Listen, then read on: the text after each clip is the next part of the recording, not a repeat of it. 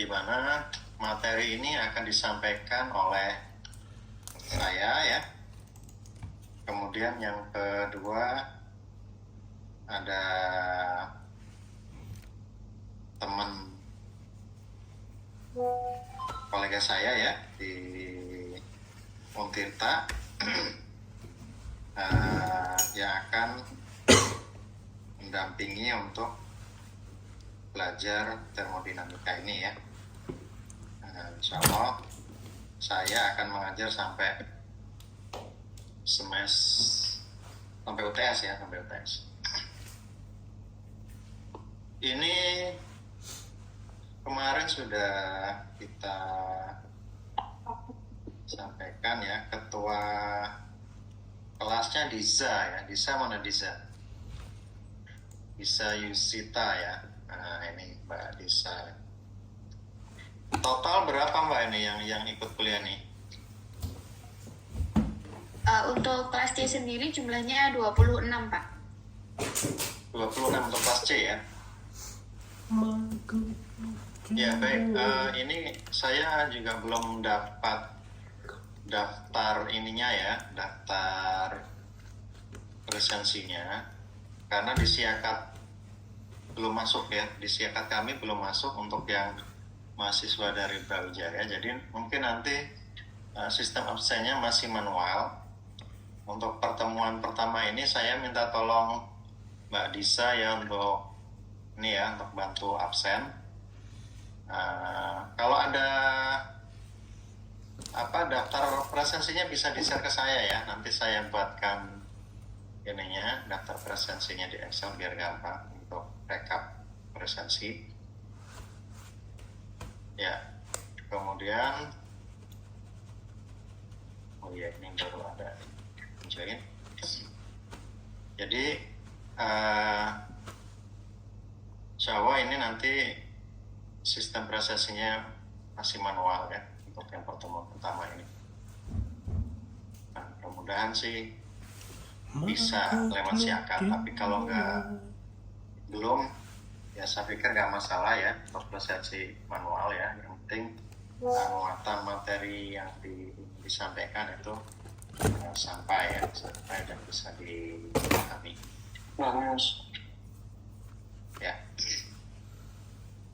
Ya, ini saya sampaikan terlebih dahulu terkait.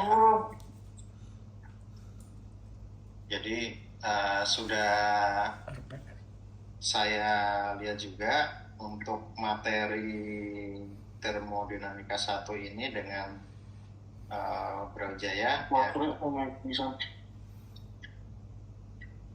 tempo hari sudah diberikan ya. Kalau di UB kan ini ya sudah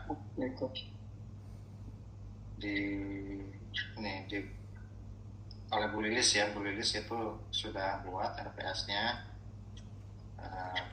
Ini RPS dari Pak Nurpolis ya.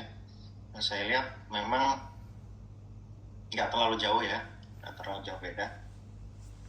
Boleh dibilang sama ya.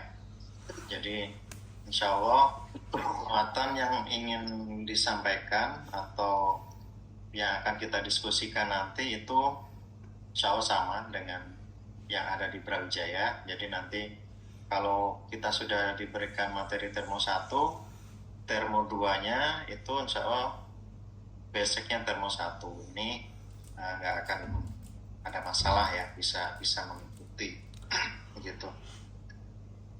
Nah, kalau di kami prasyaratnya adalah fisika dasar 2 ya, karena di situ ada materi terkait kalor. Kemudian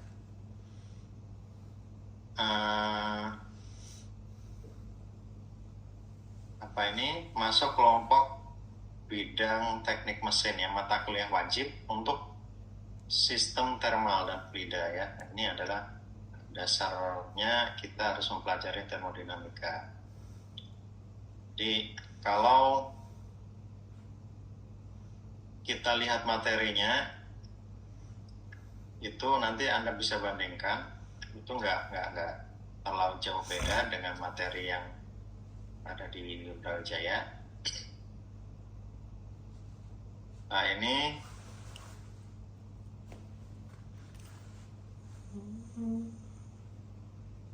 materi pertama, insya Allah kita nanti sampaikan konsep, definisi, dan satuan. Kemudian nanti pertemuan kedua itu energi, hukum termo 1, dan seterusnya ya. Bahan atau rujukan yang kita pakai itu ada dua buku yang umum yang biasa dipakai di kampus-kampus lain ya. Seperti di ITB itu dulu pernah saya untuk kuliah di ITB itu Moran and Shapiro ya bukunya, judulnya Fundamental of Engineering Thermodynamics ya, terbitan McGraw-Hill. Kemudian ya yang ada di online mungkin yang 2015 itu ya, itu sudah banyak, Anda bisa download, nyari di googling itu dapat. Oke, nanti juga saya bisa berikan juga untuk yang bukunya ya, buku termodinamikanya, yang versi e-book ya, versi e-book. Ada juga yang Yunis Cengel. Jadi dua buku ini. Kalau di UGM setahu saya Yunis Cengel ya. Kalau di UI itu sama Moran. Ya dua-duanya ini karena buku ini saling melengkapi pada dasarnya gitu ya, antara buku Moran dan Cengel ini saling melengkapi. Jadi kalau ada hal yang tidak ada di Cengel, mungkin penjelasannya ada di Moran. Begitu juga sebaliknya ya. Tapi untuk materi intinya saya lebih banyak merujuk di Moran ya, Moran. Nah, jadi dua ini contoh soal itu mungkin ngambil dari Cengel ataupun di Moran ya. Jadi kalau kita lihat di RPS ini semuanya hanya merujuk di dua buku itu ya, dua buku itu. Jadi Moran dan Yunis Cengel. Ya ini buku klasik yang insya Allah masih relate ya, masih sangat baik untuk memberikan penjelasan dasar terkait materi ini ya. Karena ilmu termodinamika sebenarnya adalah ilmu klasik ya, ilmu klasik, dan ini wajib diberikan oleh diberikan kepada mahasiswa yang kuliah di teknik mesin di seluruh Indonesia ya. Jadi di BKSTM itu ada standar minimal untuk termodinamika itu 3 SKS. Kalau maksimalnya 6 SKS. Kebetulan di kami itu hanya 4 SKS ya. Jadi 2 diganjil, 2 digenap. Jadi 4 sampai 6 standar di BKSTM ya. Sehingga di kurikulum baru kita ngambil minimalnya karena mata kuliah di kami cukup padat ya, mata kuliah universitas juga, sehingga itu dipadatkan jadi 2, jadi hanya 4 gitu ya. 2 di termo 1, 2 lagi di termo 2 ya. Nah itu sebenarnya lebih mantapnya memang 3 SKS ya, 6 ya, itu lebih mantap. Cuman karena kita mempertimbangkan kurikulum yang sangat padat ya, banyak kurikulum mata kuliah permintaan ya, mata kuliah wajib universitas, sehingga kita perlu kurangi jumlah SKS-nya. Jadi itu materinya ya. Jadi pertama kita belajar tentang bagaimana konsep definisi satuan untuk apa? Agar kita memahami istilah-istilah ya, pemahaman-pemahaman dasar itu kita luruskan dulu ya. Kita samakan persepsinya sehingga di pertemuan berikutnya kita bisa lebih enak ya untuk berdiskusi ya. Selanjutnya energi dan hukum termodinamika ya. 1, sifat senyawa murni dan seterusnya ya, sampai pertemuan 16 ya. Terakhir itu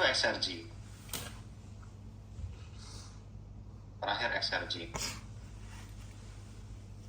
Nah, kemudian ujian akhir semester. Di pertengahan kita ada UTS ya. UTS itu ada di pertemuan, kira-kira di pertemuan 4 dan pertemuan 11 ya. Nah, ini UTS.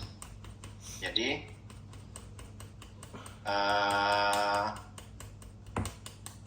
itu sebagai bahan evaluasi ya, selain UTS dan UAS.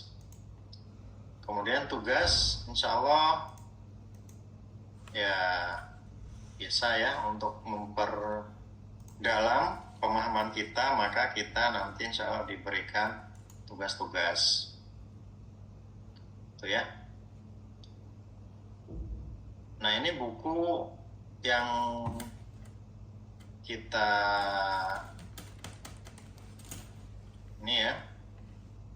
bahas. Ini sebenarnya yang versi lama ya, versi ini edisi 5 ya. Ada yang 2015 itu bukan yang ini, yang warna biru ya. Nah, itu yang 2015. Isinya hampir sama ya. Kalau saya lihat memang yang edisi baru itu lebih kekiniannya ada ya. Misalkan di pembangkit itu diberikan tambahan tentang bagaimana kondisi terkini, tren energinya seperti apa ya. Kemudian pembangkit-pembangkit yang ada di dunia itu ya, khususnya kalau buku ini karena Amerika punya ya, pembangkit-pembangkit yang ada di Amerika ya, itu seperti apa trennya ya. Nah, itu ya. Jadi ada tambahan-tambahan yang diberikan ya. Ya, saya sarankan memang bukunya buku yang lebih baru ya dari ini, untuk menambah hasanah keilmuan kita. Nah, di bukunya ini sama, babnya bersama ya. Jadi kalau kita ingin belajar termo ya cukup 2 buku dari sumbernya langsung itu ya. Jadi kalau di kami memang tidak diberikan buku-buku versi buku ini ya, buku apa itu, buku ajar ya, tapi cukup dari sini karena ini lebih lengkap ya. Karena terkadang bahasa Inggris kalau di Indonesia kan itu kurang tepat ya. Saya beberapa kali baca teknik versi Indo itu kadang penempatan katanya ya, bahasanya, diksinya itu kurang sesuai, kurang tepat ya, sehingga pemahamannya nanti menjadi bias. Jadi saya sarankan memang langsung dari existing bukunya. Nah, kalau kita belajar termo ini buku ini memuat termo 1 dan 2 ya, gitu ya.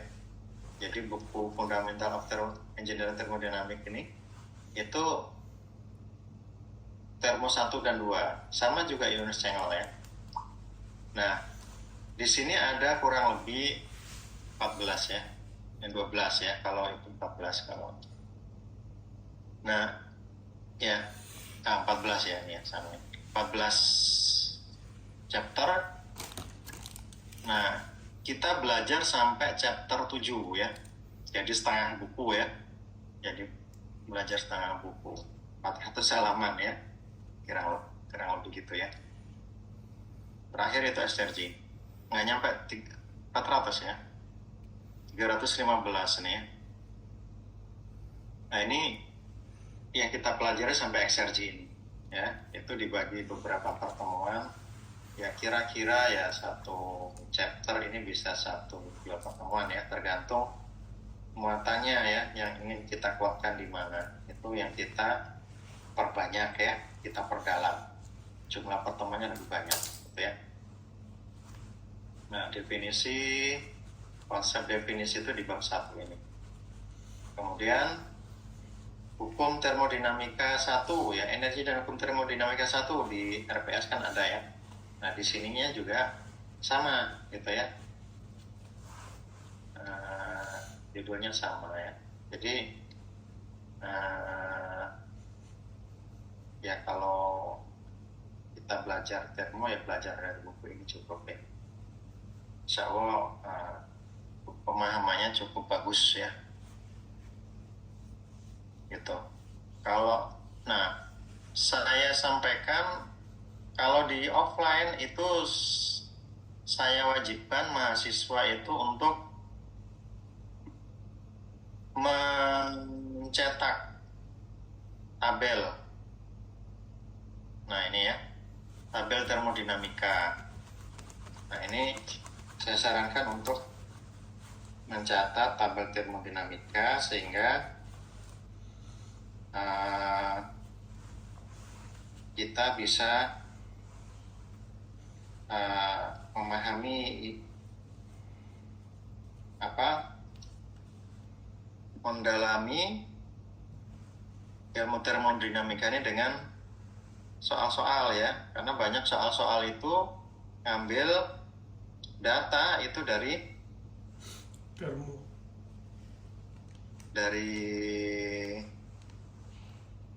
tabel ya, dari tabel. Sehingga kalau yang offline itu saya sarankan untuk print ya. Ya Anda seharusnya juga sama, Anda print. Kalau di kami itu biasanya dulu di fotokopi ya, di fotokopi ada disediakan yang ingin mencetak buku termodinamika ya, seperti itu. Nah ini ada yang versi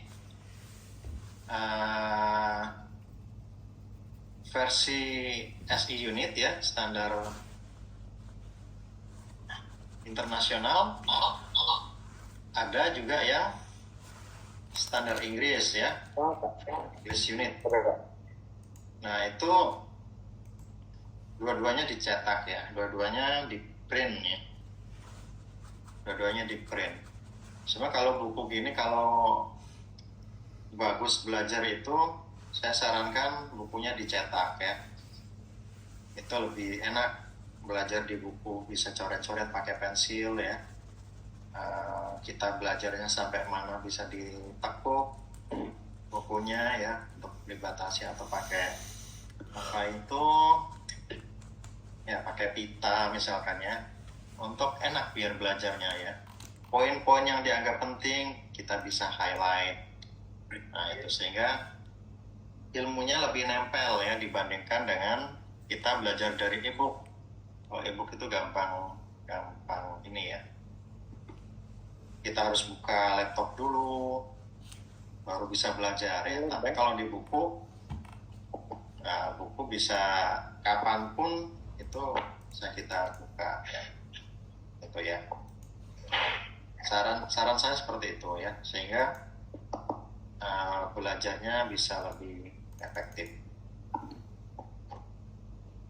Baik, sampai di sini ada yang ingin ditanyakan? Ada ya. Baik, kita lanjut ke materi ya. Kita lanjut ke materi.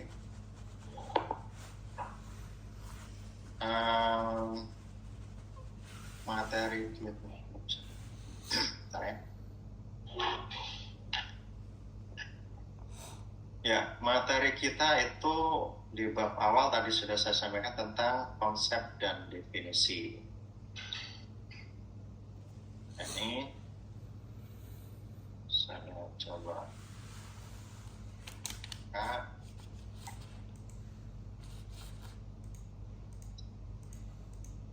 Ini sudah terlihat ya slide ininya, materinya ya. Bapak. Ya, baik. Ya, ini seperti tadi saya sampaikan, materi ini termodinamika itu diawali dengan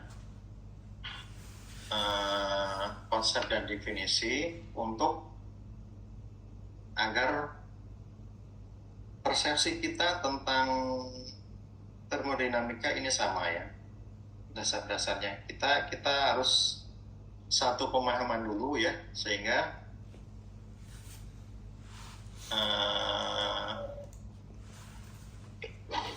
memudahkan kita untuk belajar di pertemuan berikutnya. Nah, ini kita lihat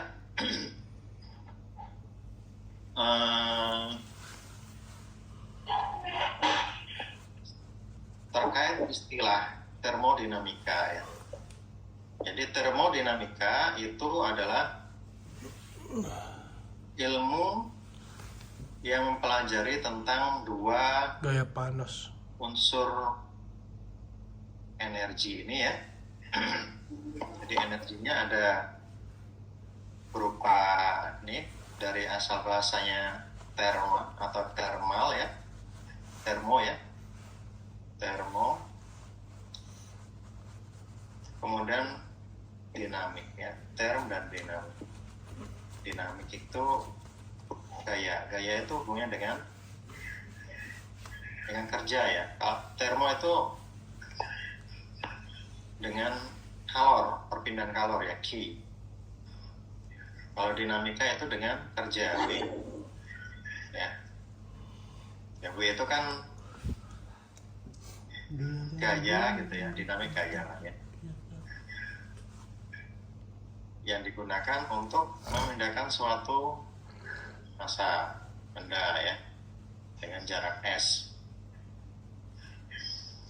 Jadi intinya yang disampaikan adalah bagaimana ilmu ini mempelajari tentang perpaduan dua ini, tidak hanya kerja saja ya, tidak hanya kerja ya, tapi juga kalor.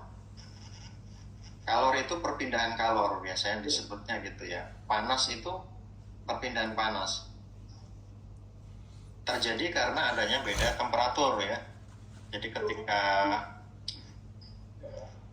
benda memiliki temperatur lebih tinggi dibandingkan sekitar ya, maka benda ini akan cenderung memberikan kalornya ke sekitar atau ke lingkungan ya, sehingga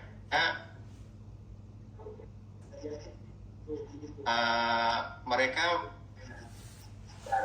cenderung mengalami kesetimbangan termal ya. Jadi terjadi perpindahan kalor di sini ya. T1 misalkan lebih tinggi dari T2, maka T1 ini akan memberikan energinya berupa kalor ke T2 ya.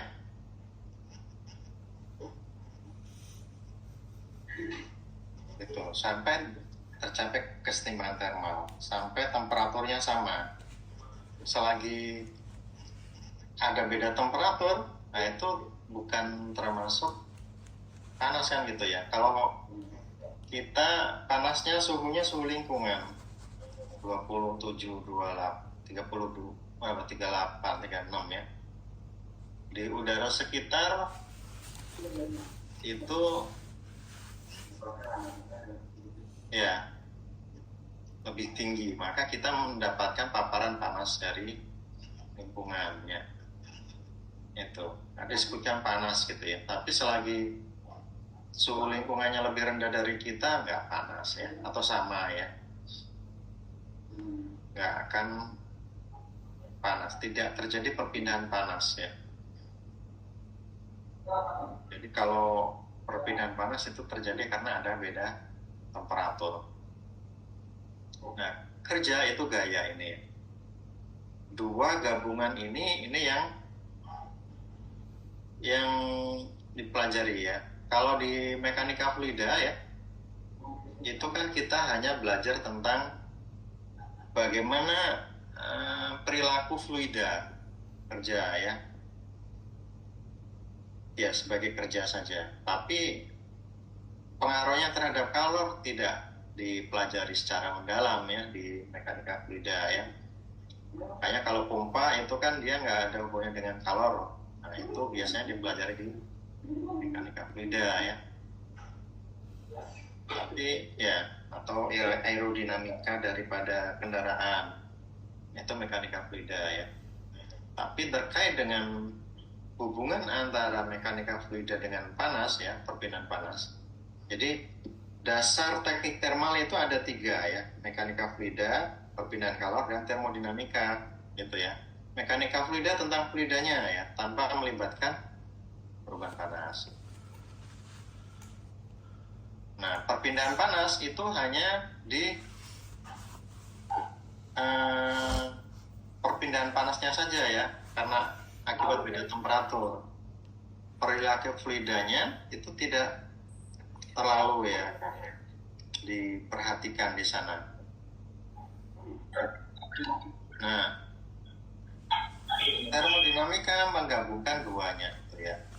Sehingga makanya dasar ilmu thermal itu apa? Ya 3, mekanika fluida, perpindahan kalor, dan termodinamika. Karena panas dan kalor itu terkadang tidak bisa dipisahkan. Contohnya ya. Contohnya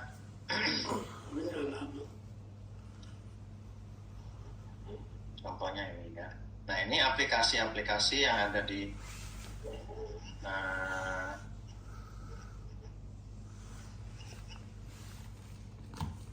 aplikasi-aplikasi yang ada di termodinamika ya. Contohnya automobil.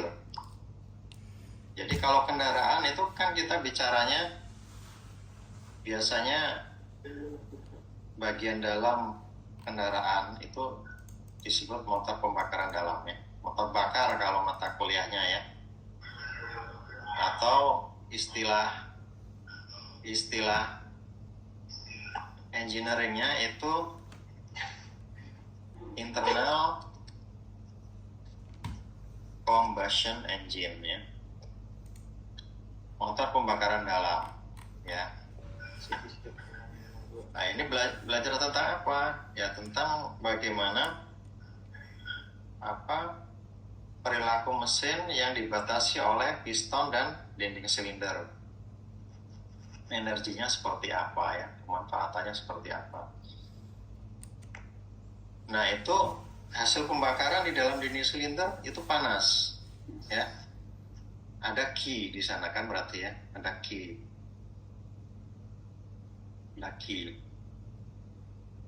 Nah, tapi hasil pembakaran itu untuk menggerakkan piston dari titik mati atas ke titik mati bawah. Berarti ada kerja ekspansi ya. Nah, ini berarti apa? Termo gitu ya. Turbin juga sama ya.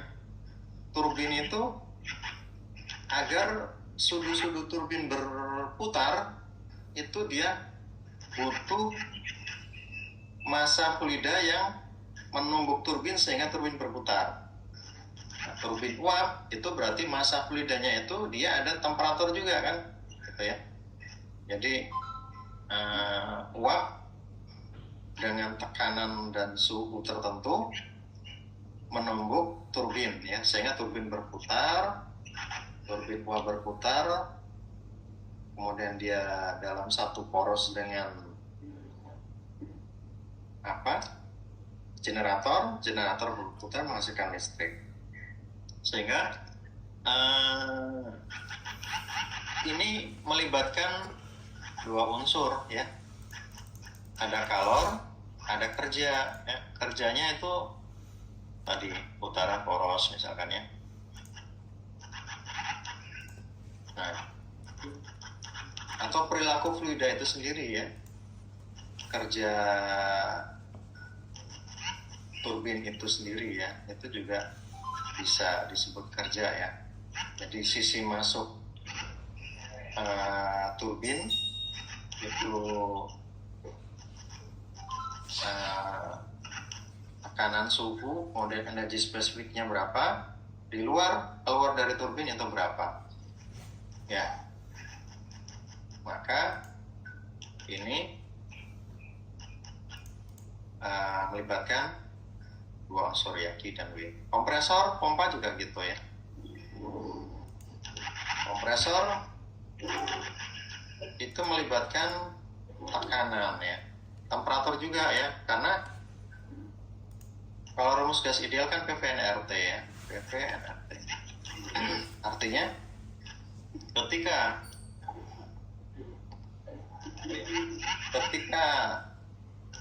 tekanan meningkat ya, tekanan ini meningkat, maka temperatur juga akan meningkat gitu. Ketika tekanan udara di dalam kompresor itu dinaikkan, maka temperatur meningkat ya. Nah, seperti itu. Pompa sama. Pompa itu sebenarnya temperatur nggak terlibat, karena kalau material kompresibel ya, atau kompresor ini alatnya, itu dia mampu dimanfaatkan. Kalau pompa itu ketika diberikan tekanan, maka dia Pompa. distribusikan ya, dia akan berpindah massa itu ke tempat yang lain. Itu pompa ya. Berlaku hukum apa itu? Hukum Pascal ya. Hukum Bernoulli ya. Nah, itu dari sana. Kemudian energi itu ada yang bisa digunakan secara langsung, ada yang bisa tersimpan ya, seperti bahan bakar fosil ya, bensin, solar, premium pertamax ya, atau nuklir. Itu yang energi itu bisa digunakan untuk kerja gitu ya, bisa dikonversikan menjadi kerja ya. Batu bara bakar menghasilkan panas untuk mengkonversi air menjadi uap untuk kerja turbin ya. Solar juga gitu, solar terbakar menggerakkan pompa atau piston dan seterusnya. Jadi ada hubungannya dengan Q dan W ya. Jadi hampir semua kriogenik ya. Jadi kalor itu tidak hanya yang panas-panas saja, tapi yang dingin juga disebut kalor ya. Seperti sistem AC ini ya. Ada kriogenik, ini juga kalor. Dingin ya, tapi energinya lebih besar. Ya, kalau Anda bandingkan tagihan listrik, orang yang pakai rice cooker saja, pakai dispenser ya untuk pemanas, dibandingkan dengan pakai kulkas, pakai AC ya, nah itu pasti lebih besar tagihan listriknya kalau pakai AC gitu ya, jauh pasti ya, tagihan listriknya jauh. Jadi dingin itu juga kalor ya. Nah, aplikasinya banyak. Kalau kriogenik itu untuk yang dingin-dingin di bawah 0 derajat, itu suhu 0 derajat itu kriogenik ilmunya ya. Makanya di teknik mesin kan ada mata kuliah pilihan ya, kriogenik. Ada AC, karena itu hal yang berbeda ya. Kalau AC itu pengkondisian udara untuk menuju kondisi udara nyaman, udara segar ya, udara sejuk ya, antara 16 derajat sampai 27 derajat gitu ya. Tapi kalau kriogenik itu di bawah 0 derajat. Fungsinya bisa untuk gas parasen ya, seperti gas alam kita ingin memisahkan gas-gas yang dibutuhkan ya. Kalau contohnya kalau untuk industri petrokimia, nah kita dari gas alam kita separasi, kita pakai yang kondensatnya saja ya. Ada juga untuk yang LPG misalkan, nah itu isopentana, isobutananya yang dipisahkan dari gas yang lain ya, gas separation. Ada yang liquefaction, berarti dia dicairkan seperti LPG tadi ya, liquid petroleum gas. Nah itu gas yang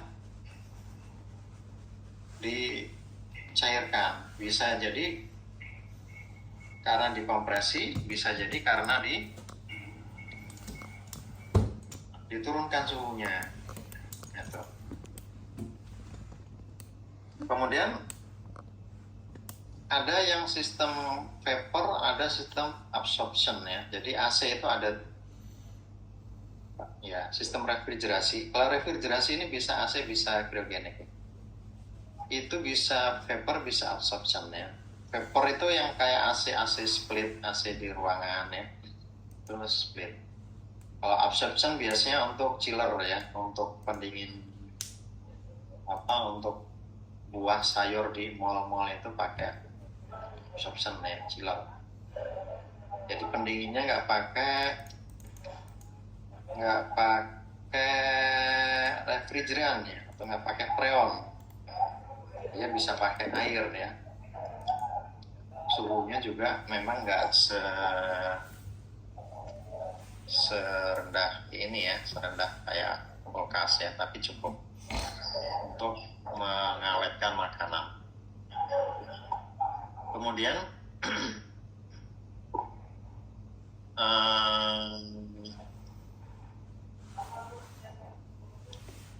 ya, dan yang lainnya ya, ada termoelektrik. Ini biasanya aplikasinya di apa nih, termoelektrik itu untuk dispenser tapi yang dingin ya. Jadi air bisa didinginkan ya, tapi dengan listrik yang lebih hemat ya daripada freezer ya. Nah, dan banyak lagi ya, pesawat terbang. Nah, itu artinya hampir di semua sisi kehidupan ya, ini ada termodinamika ya, energi terbarukan dan sebagainya, ada kajian termodinamikanya ya. Kalau Anda mungkin yang sudah semester 5 ya, mungkin ada yang ulang ya, yang sudah pernah baca-baca artikel jurnal, itu ada termodinamika untuk renewable energy atau software segala macam ya. Itu biasanya ada pandangan termodinamikanya ya. Jadi sangat luas ya. Ini untuk otomobil, untuk pembangkit, ini PLTA, ini PLT pembangkit listrik PLN dulu ya. Ini sebelum megawatt coy. tahun 2014 ya. Diesel hydro 45 terus 157 megawatt. Terus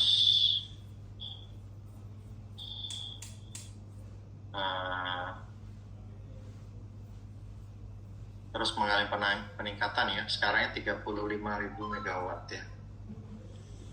Dari sekian megawatt, ini tahun 90-an ya. Ini saya dulu kuliah tuh 20.000 ya. Ini Indonesia Power PJP itu baru berdiri lah kira-kira gitu ya. Baru ada, itu masih kecil ya, 20.000 megawatt Jawa. Nah, sekarang sudah besar ya, 60 ini tahun 2020 ya, dan seterusnya. Yang di Cina. Nah, ini kalau pembangkit itu cirinya ini ya, ada chimney-nya, ada stack, cerpong asap ya. Kalau Anda pernah main di pembangkit, Ya kalau di kita mungkin di Suralaya itu kalau dari jauh kelihatan ya warna merah putih ya.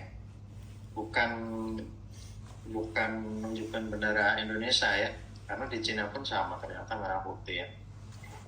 Jadi ini untuk apa, menunjukkan kondisi ya apa ya, kebijakan untuk ini ya, untuk apa, indikator lah ya gitu ya, pesawat gitu kalau dia terlihat oh ini ada ini, karena dari jauh akan mudah terlihat ya merah putih itu ya, oh ini ada tower ada apa ya, sehingga seperti pesawat terbang itu untuk yang terbang di daerah rendah itu dapat menghindari yang seperti ini ya. Kemudian ini PLTN ya. Oke, AC Ini AC. split, AC itu multi split. macam-macam ya. Nah, ini refrigerasi, sistem refrigerasi. Nah, si kaset, split. Kaset itu yang bentuknya kayak kaset gini. Ada yang wall, nempel di dindingnya, standing kayak gitu ya. Nah, seterusnya. Nah, ini chiller ya untuk AC, ya, untuk apa? Pengawet makanan, sayur, buah. Kemudian ini untuk tadi cryogenik tadi ya, untuk industri apa, pengawetan makanan juga ya. Seperti kalau daerah pesisir itu daerah pelelangan ikan itu biasanya tidak jauh dari sana itu pasti ada pabrik es ya, ada pabrik es. Nah ini fungsinya untuk mengawetkan ikan ya, karena ikan itu gampang sekali, cepat sekali membusuk ya, sehingga perlu diawetkan, didinginkan ya. Tuh. Susu ya, susu juga sama, gampang busuk ya, sehingga perlu diawetkan. Kandungan nutrisinya tinggi tapi gampang busuk. Pesawat, nah ini banyak aplikasinya. Oke, itu terkait dengan aplikasi ya. Nah, selanjutnya kita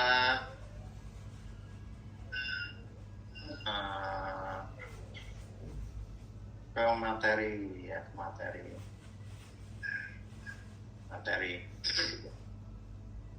Jadi yang pertama yang perlu kita samakan persepsinya itu adalah sistem ya.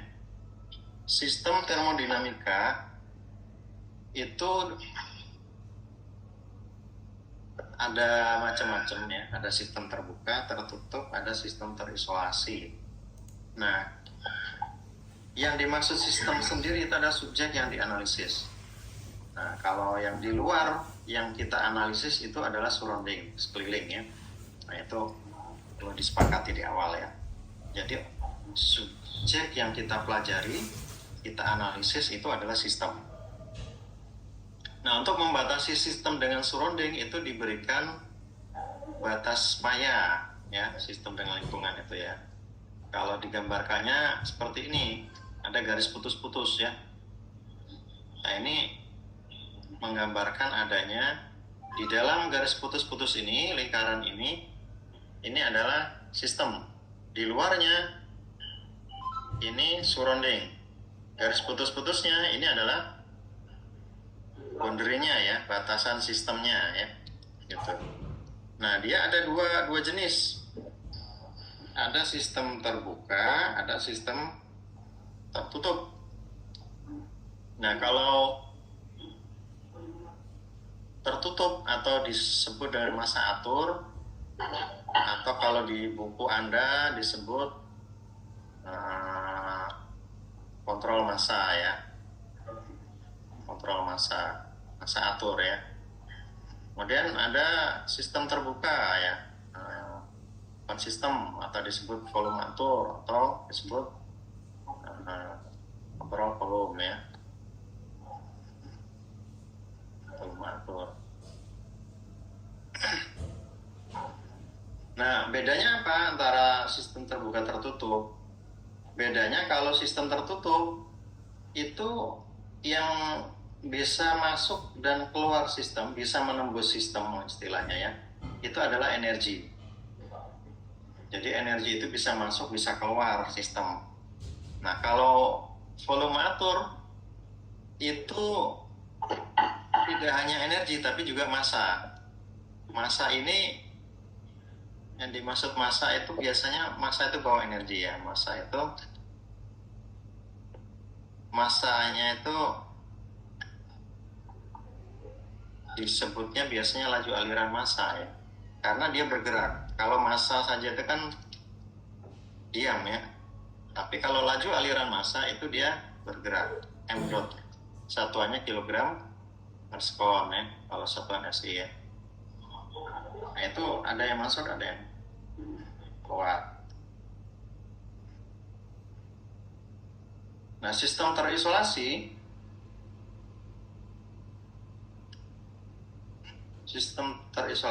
itu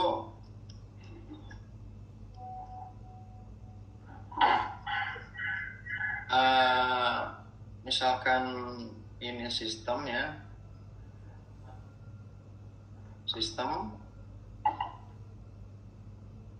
Nah, yang di dalam sistem ini dia nggak bisa masuk, nggak bisa keluar gitu ya, terjebak di dalam. Atau yang dari luar pun nggak bisa masuk ya. Jadi masanya di dalam, energinya juga di dalam. Kalau di sini ini ada yang masuk, ada yang keluar. Biasanya ada perubahan energi yang di dalam, ada yang masuk, ada yang keluar. Kalau ini nggak ada perubahan energi ya, karena hanya ada di dalam saja ya. Energinya nggak ada ya.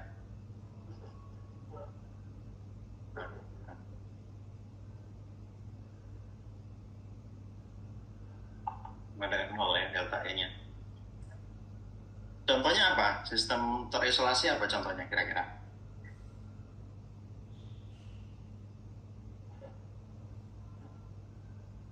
Dan bisa bantu. Contoh sistem terisolasi adalah? Izin menjawab, Pak. Ya. Setahu saya termos bukan ya, Pak? Ya, termos itu terisolasi ya. Jadi kalau termos itu sistem terisolasi. Kenapa? Karena energinya, masanya tetap ya, tidak berubah. Di dalam termos itu dia tetap. Bahkan termos yang bagus itu dia akan tetap tidak berubah selama mungkin lebih dari 1 hari ya, gitu. Jadi cocok untuk perjalanan jauh ya. Ini kan termos itu kira-kira gini dalamnya. Nah, ini air. Masanya tetap. Kalau temperatur air mendidih 100 ya, mungkin di sini sekitar 90-95 itu masih dapat ya, atau maksimal 70 lah ya. Itu nggak berubah ya dalam waktu tertentu. Jadi di sini energinya nggak ada yang keluar. Ini nggak ada nih, nggak ada yang keluar. Ini nggak keluar ya. Masanya juga gitu tetap. Kalau yang masuknya 1 liter nanti sehari ya tetap, kecuali ada yang pakai ya, gitu. Jadi masanya juga tetap.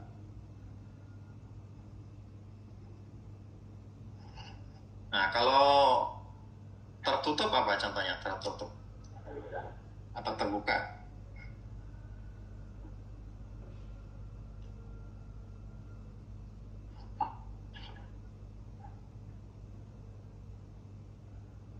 Ya, hampir semua sistem itu kebanyakan yang applicable di di industri ya, itu adalah sistem terbuka ya. Contohnya apa? Contohnya pompa ya, atau kompresor tadi ya, turbin ya, itu terbuka ya. Misalkan turbin itu gambarnya ini ya. Kalau kompresor itu gambarnya kebalikan turbin ya. Kalau turbin masuknya kecil, keluarnya gede ya. Nah, ekspansi ya. Nah, ini turbin. Kalau kompresor itu kebalikannya. Masuknya besar, keluarnya kecil ya. Kayak nozzle itu sama ya. Nah, ini kompresor ya.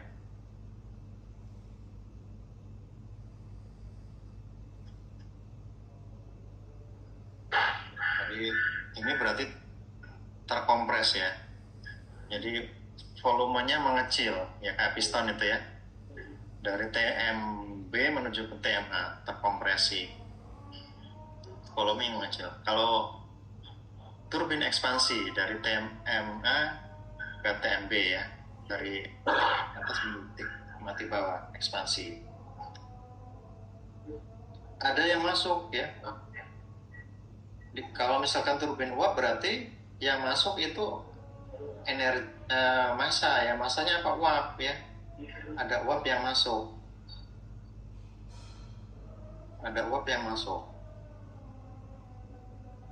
M dot ya.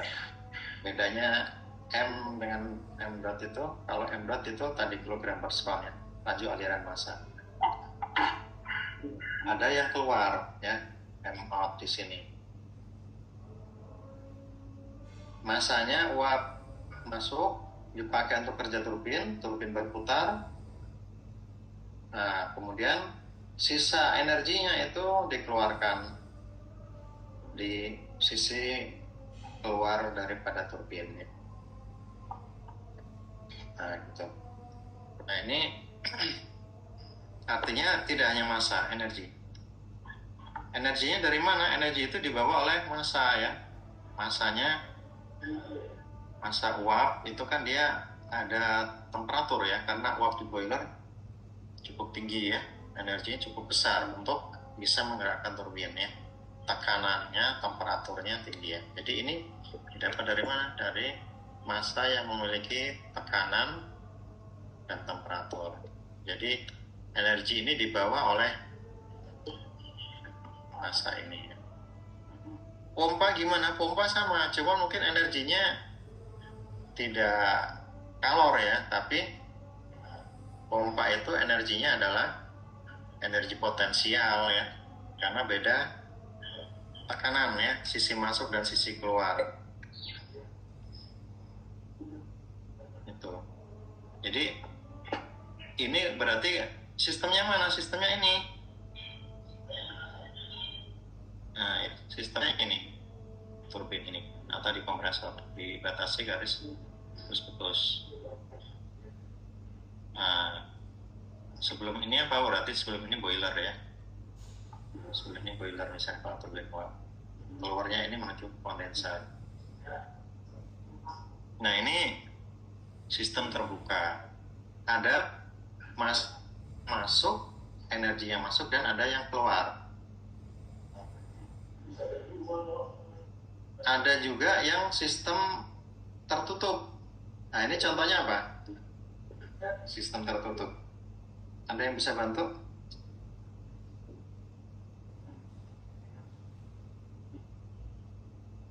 Mesin mobil, Pak. Ya. Sistem tertutup contohnya apa? Contohnya tadi apa? Kopi ya, kopi di gelas ya. Jadi kalau kopi di gelas ini masanya tetap, ya kita ngopi berapa itu? 1 liter ya. Ya katakanlah setengah liter, nah gitu ya. Nah, kopi itu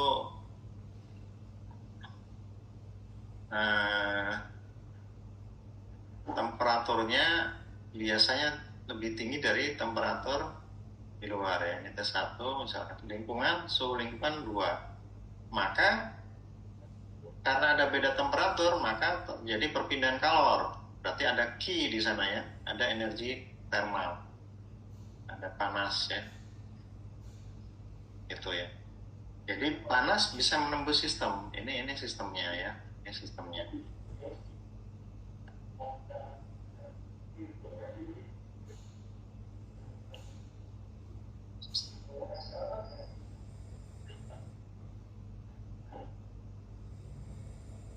Nah ya, sistem. Oh, tidak dibedakan warnanya ya. Nah, jadi itu sistemnya, kasih biru aja. Ini sistem. Kasih garis putus-putus. Nah dia energinya bisa menembus sistem ya ternyata ya. Ini dia bisa keluar panasnya ini ya, sehingga kopi ini akan menuju ke temperatur lingkungan, menuju kesetimbangan termal. Artinya temperatur kopi tadi bisa turun sampai temperatur lingkungan ya, tadinya 78 derajat ya. Tanya kopi kan enaknya di 78 derajat ya. Sampai ke 32 derajat misalkan ya, sampai sama dengan lingkungan. Ketika sama maka terjadi kesetimbangan termal, maka temperatur T1 dengan T2 ini akan sama. Jadi pindah kalor. Masanya gimana? Masanya tetap. Selagi belum ada yang minum ya, belum ada yang jeruput, dia masanya tetap. Nah itu artinya energinya bisa tembus. Nah itu sistem tertutup ya. Tapi masa sih sistem tertutup itu kopi gitu ya. Nah itu kan aplikasi di industrinya kayak apa gitu ya. Nah ada juga sistem tertutup itu kalau di industri kira-kira ini ya, di aplikasinya ya. Ya,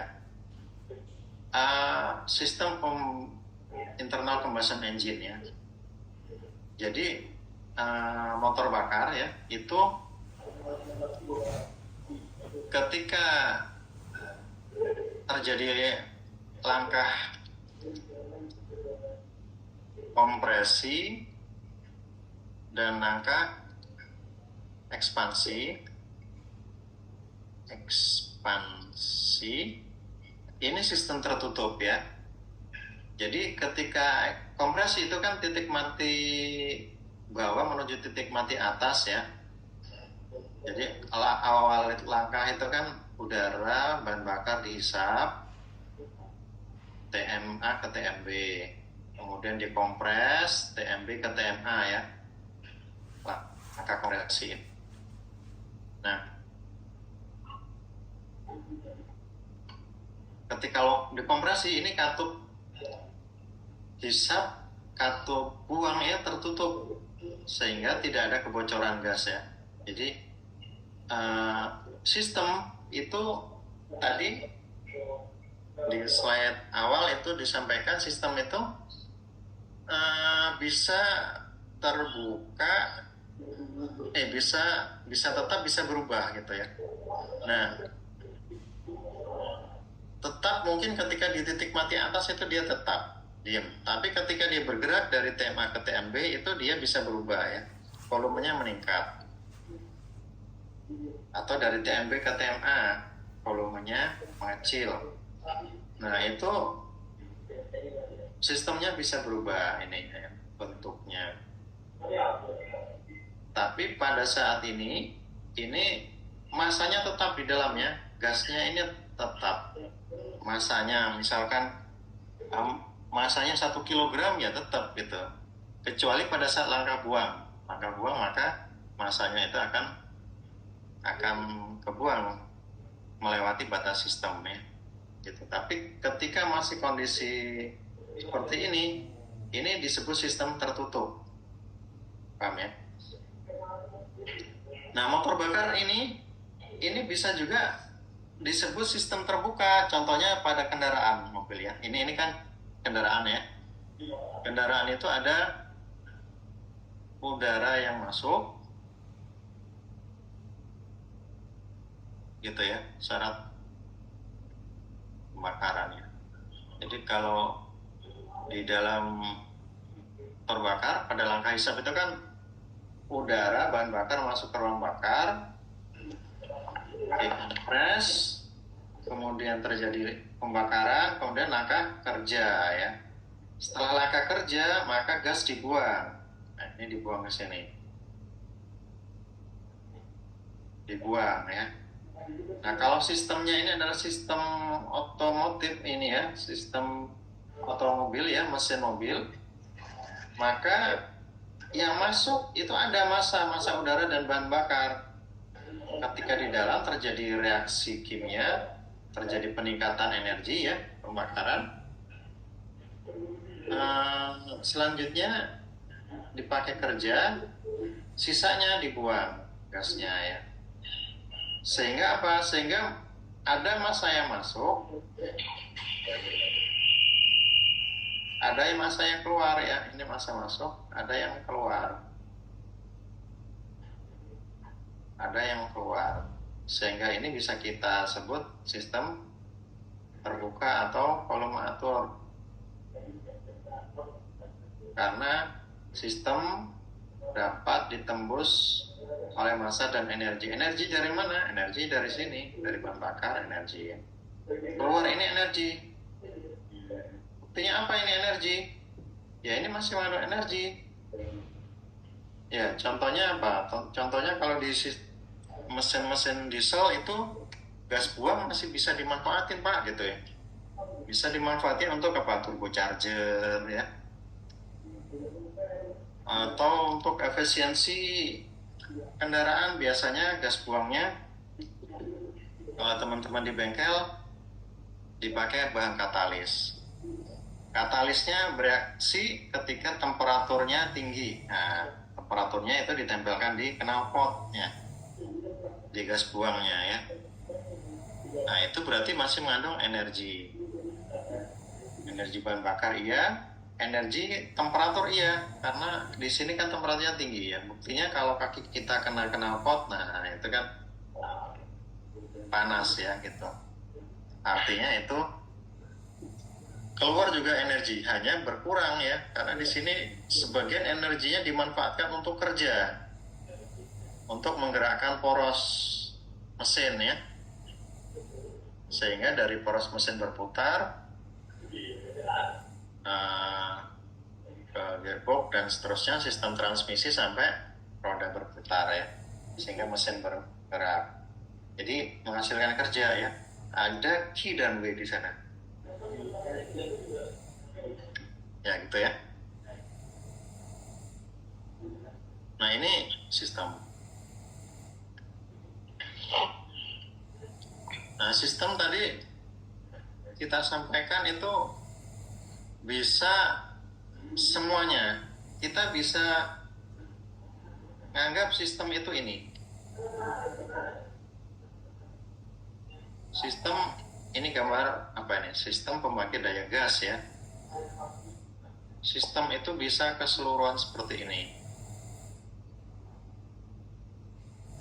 Ya, ada kompresor, ada combustion chamber ya, ada ruang bakar, ada turbin, ada stack ya, ada chimney cerobong asap. Ini bisa disebut sistem secara lebih luas ya. Tapi ada juga sistem yang sebagian saja sistem itu bagian yang dianalisis, kita hanya ninjau yang turbinnya saja. Nah, itu juga bisa sistem ya, sistem pada turbin. Luarannya apa? Ya, bahan dianalisis ya kita bisa, misalkan turbin itu ada efisiensi turbin. Kalau kita analisis dari hanya turbinnya saja ya, berapa energi yang masuk ke dalam turbin dan dalam sistem pada turbin, berapa energi yang keluar dari sistem turbin. Kita tahu berapa kerja turbin, berapa efisiensi turbin ya. Nah, itu tinjauan sistem. Jadi bisa secara kecil ya, atau bisa sistem secara keseluruhan. Nah, secara kecil atau sebagian. Nah, pandangan termodinamika itu ya kecil besar itu berarti ada makro mikro ya. Nah, apa itu?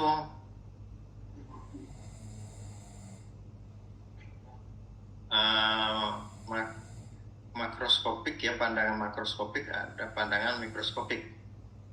Nah, pandangan makroskopik itu hanya meninjau efek keseluruhan, mudah untuk dianalisis. Contoh AC di ruangan kelas misalkan. Makronya gimana? Makronya kita bisa merasakan ya, oh ternyata suhunya tercapai nih, kita set di 17 derajat, AC-nya dingin, emang dingin, dia sampai ke temperatur yang diinginkan. Tapi ada juga, oh ini nggak dingin gitu ya. Nah, itu makro, bisa dilihat, bisa dirasakan ya, mudah analisisnya ya. Kompresor ada kompresor, ada mesin kompresornya ya, ada tabungnya ya. Nah, itu kita juga bisa analisis, di tabung ada regulatornya, itu kita bisa lihat, oh ininya mesinnya masih bagus, dari mana tahu? Ini tekanannya tercapai misalkan gitu ya. Kalau kompresor tambal ban mungkin berapa, 10-40 bar ya, 20 bar ya, yang agak gede itu tabungnya mungkin 20-40 bar.